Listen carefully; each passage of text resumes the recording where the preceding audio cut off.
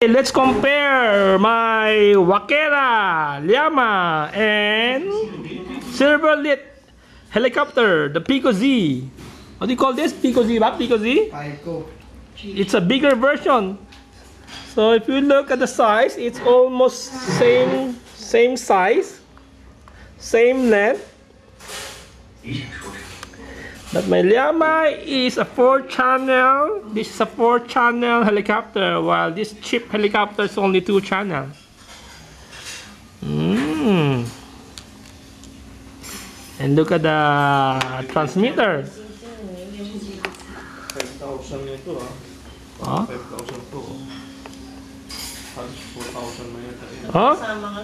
You just add a little more, then you can get a 4-channel Llama. And this is the transmitter of the Llama. It's a 4-channel with throttle, rudder, elevator, and aileron. Galing ah. Very similar in size. Okay.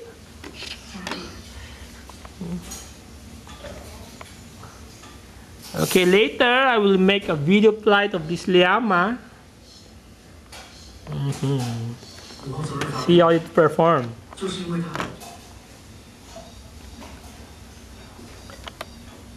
Jeff, record natin. Here's the hover trap.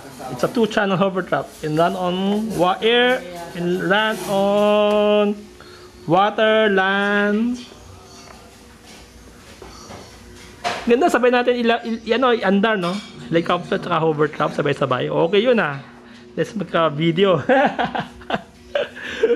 While the hover trap is running, you can see my Llama hovering. Ah, okay ah.